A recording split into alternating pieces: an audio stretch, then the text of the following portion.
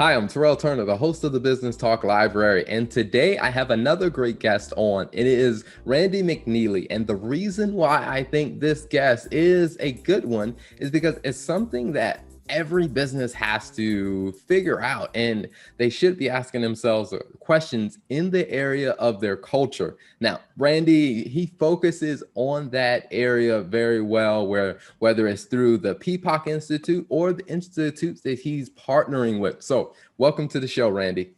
Well, thank you, Terrell. It's wonderful to be here with you. I appreciate the opportunity to be on. Absolutely, absolutely. Now, Randy, before you went the route of being a chief kindness officer, a CKO, tell us a little bit about your background before that came into play. Oh my goodness, I worked in cybersecurity and information security for a long, long time. And I'm the kind of guy, I'm an extrovert to the hilt. I love people. I love working with people. And when you're in the information cybersecurity world and you're the information security officer, it's a vital role. It's a role that's needed because every company that is connected to the internet is a digital organization, and therefore they have a need for cybersecurity, for information security. But also, it's a very challenging role because you're the guy that everybody loves to hate. Because who wants to talk about information security? Oh my gosh, the information security officer is coming again. We get to talk about risk assessments. Yay! let's get excited. So I even though I know I was providing a vital service, and that's where my expertise is. I really wanted to do something that was much more impactful, that could impact people individually as well as organizations in a positive way, and something that that I could talk about and really enjoy doing, and people wouldn't run because they saw me, right? So that's I kind of after well, and I also could see challenges that organizations were having with toxic cultures, with treating, with micromanaging, with the companies I was working for, looking as our customers as if they were, they're numbers. Their number. All we care about is the bottom line, and they're just numbers to help us get to our bottom line. And that was really frustrating for me. So I decided to pivot and look at other opportunities where I could be doing something to promote a positive culture and also to promote what my passion is. I'm a big kindness advocate. I firmly believe that there never was a time in the history of our country and the history of the world, really, when there was a greater need for people to dare to embrace kindness uh, and to be able to make a difference both personally and professionally in their lives and in their organizations. So, Awesome. Now, when you navigate that, I mean, looking at that from a business perspective, I mean, do you often feel like people miss the point or don't fully grasp the value of kindness and how that plays into their business models? oh, I absolutely do. I think far too many people think kind. Well, if you say kindness and the word business in the same sentence, a lot of people look at you like cross-eyed, But the fact is, and they because we've all heard the statement, "Nice guys finish last," right? Hmm. The truth of the matter is, let's think about this. If you want to be successful in life, in business, you have to be able to build relationships. You have to be able to build trustworthy relationships, relationships where people know you, like you, and trust you, right? What's the what's the keystone? What's the key ingredient to be able to do that? It's being able to connect to people's hearts, right? You have to be able to connect to people. Best way I found, my experience, best way to connect to people's hearts is through kindness. Treat people nicely, treat them with respect, listen well, show that you care, help them to feel like you care, to feel and to feel important, like you care about what's going on in their lives and things like that. Then you can they'll be more likely to open up to you, be open to what you have to say and what you have to share and what you have to sell. When in for example, there's what I call the economics of kindness in a business. Here's what the economics of kindness means to me. If you treat your internal clients correctly, meaning your colleagues, your workforce members, your employees, whatever you want to, however you want to label them, or term that use whatever term you want to use, what happens when you treat them right? When they feel like they are working for a purpose, when they feel like they have the opportunity to be heard, when they feel like their opinion and their thoughts matter, what happens to their loyalty? Goes Mhm. up. What happens to their creativity and innovation? Goes up. What happens to their desire to work hard and take good care of your customers? It all goes up. Because when they feel like they have a good purpose, when they feel like they're working for a great company, they're happy to work hard and to work to do everything they can to please the customers so that they make sure that they have returning, that the customers are returning customers, repeat customers. And so then when they treat your customers right, what happens with the opportunities that you have with your customers? They Mhm. go up. You not only get repeat business, but we all know that customers that are happy are more than happy to give you testimonials, right? They're happy to talk about and say, hey, I met Terrell Turner. He was such an awesome guy. Loved working with him. Fantastic personality. Took good care of me. I am happy to, if you ever need a CFO or a consultant, to work with you as a CFO, he's the guy, Mhm. you know. They're happy to say that. And so then when those opportunities go up, when those testimonials are given, what happens to your bottom line? Goes up. Goes up. It goes up. And so there's a beautiful thing for me, and some people may not use the term kindness, but when you create a positive, impactful culture, both internally and externally, and people know you, like you, and trust you, your business is going to do well. As long as, I mean, there's other factors that come into play, but that is a big factor. Awesome. So now, and now that's something that I think you really start to grasp the value of it. You begin to see, like you said, when all those factors go up, it translates into some financial objective or some financial result that actually improves over time as well. Now, how has the journey been with, building a business around that philosophy? Well, it's been kind of interesting, especially since COVID started. Um, I have been through some interesting experiences as an entrepreneur. I'm a novice. I'm gonna be totally admit that. I mean, I've been doing cybersecurity and information security for a long time, and I stepped away to become a consultant in my own business.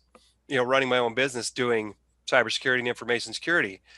The thing is, I went through what Michael Gerber in his book The E-Myth talks about, where I'm the technology guy. I'm the technician thinking that I know how to run a business. And I've had to learn a lot. I've had to do a lot of reading. And so I've pivoted quite a bit. I pivoted away from the cybersecurity and information security towards promoting kindness, particularly after all the shootings and stuff in 2019. I really felt like I have got to do something to promote kindness, to encourage people, to be able to try to stem the tide of this violence that's going around. You might think, okay, I'm just one guy, but if I can work and influence other people, and they work and influence other people, then it can become a big movement. The challenge with that is I didn't have a real game plan for, okay, well, how am I going to support my family? How Mhm. am I going to take care of things? So I've still been doing odd jobs here and there. I still have a house. I've still been able to support my family, but it has not been easy. It has been really tough. And Mhm. it's been a strain. At times, it's been a strain on our marriage, strain on a lot of things. But I started building a kindness culture framework. I started building, uh, you know, laying out this plan for how I could help work with organizations, consult with organizations to have them assess their current culture and see if it was meeting their needs, if it's doing the things that they want it to do, if it's helping them to be able to meet those the things that I talked about as far as the economics of kindness go. But I got this framework all nearly created, but then I started vacillating because okay, I've got this built. How am I going to bring this to market? And there's a Gotcha. bunch of other things that have got to be in place.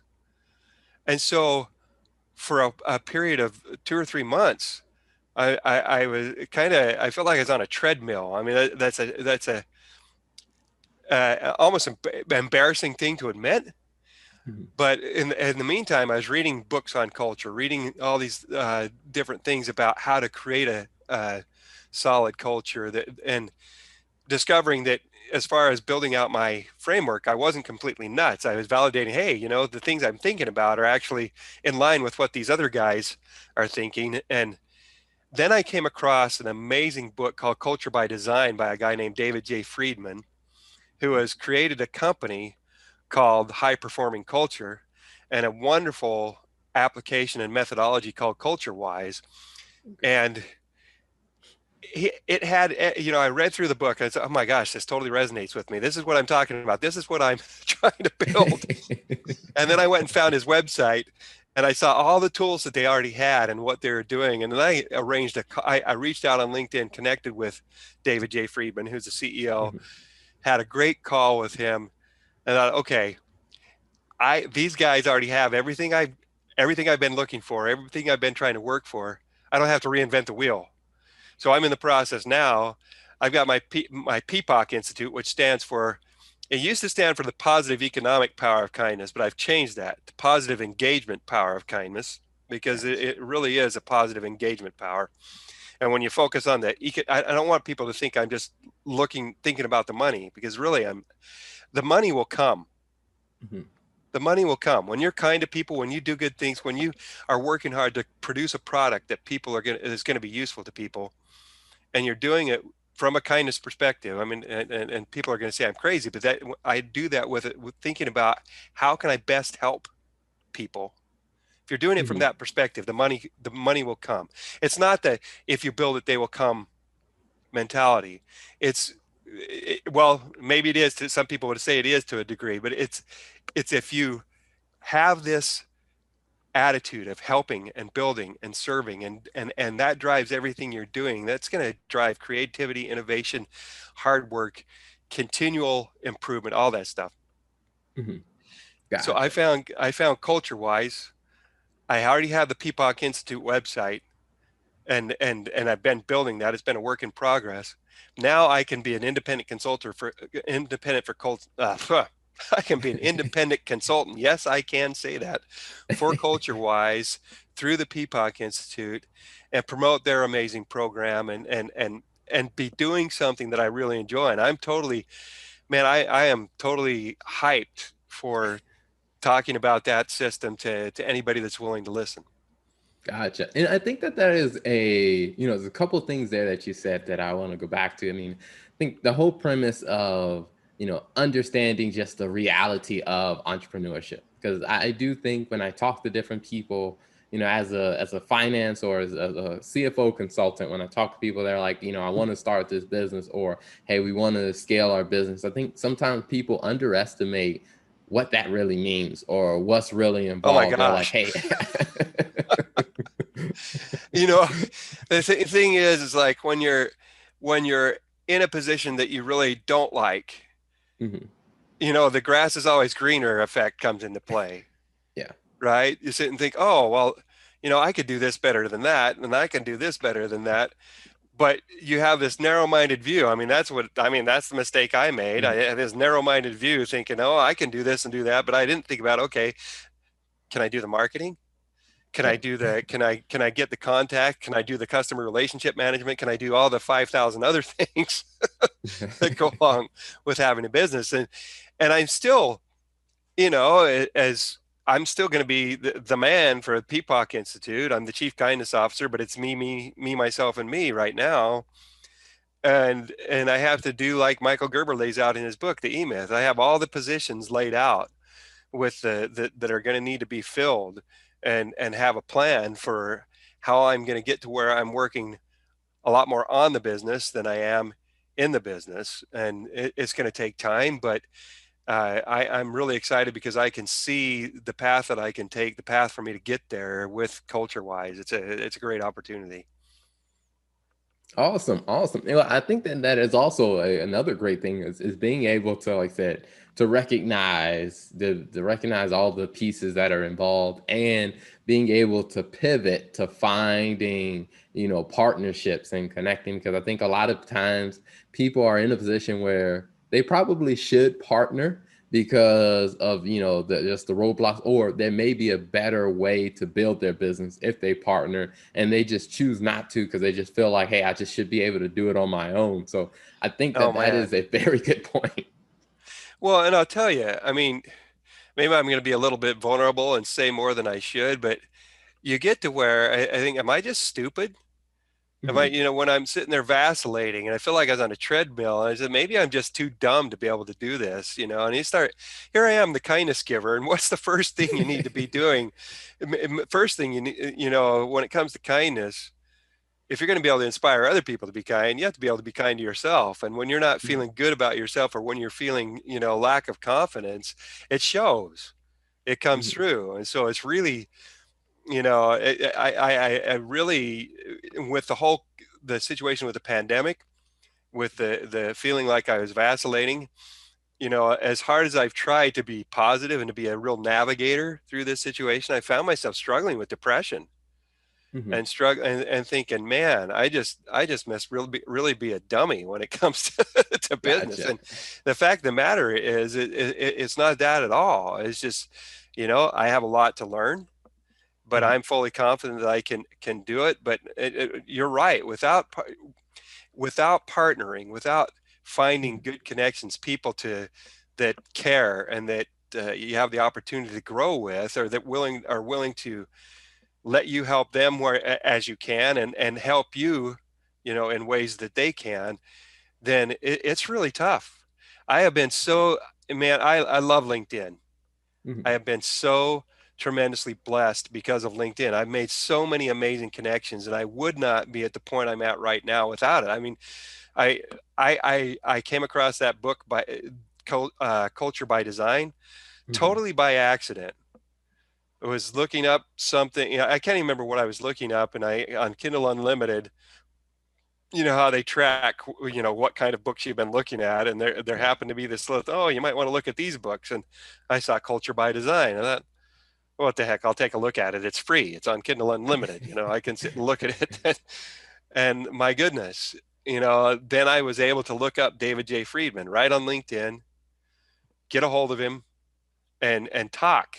Set up an Wow. appointment. I mean, I read his book on Monday, or started reading it Monday, finished it on Tuesday, sent him a message on uh, Tuesday afternoon.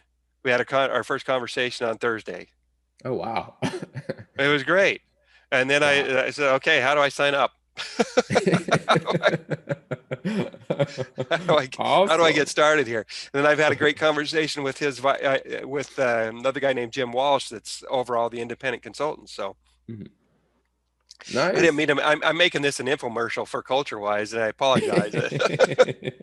No, my next question was going to be when it comes down to culture wise, without going into, too much of the, I guess the details around the products. What's kind of what can people expect from the types of products and the types of services that they can get with culture wise? The beautiful thing about Culture Wise is it's a turnkey system that is easy to implement. But it's repetitive. It takes time. So here's the thing. Culture Wise's premise is that if you can identify fundamental behaviors that you would like to have in your culture, and then ingrain those behaviors in your organization, you're going to be able to establish the culture that you want, and be able to make it a great place to work and attract people that want to work there. And it's going to make it help your business to run a lot more smoothly. But they focus on behaviors, on identifying key fundamental behaviors, and then going through a cycle of focusing on those behaviors, one behavior at a time, once a week. Week one, it's this behavior, and we talk about it. We have a letter that goes out and talking about it, and we have meetings that discuss, each meeting, 2 or 3 minutes on that, etc. So focusing on behaviors, and establishing repetitive but fun cycles, fun ways to work through, and go through and ingrain those behaviors, so that everybody takes ownership of them, and it can make a company a great place to work.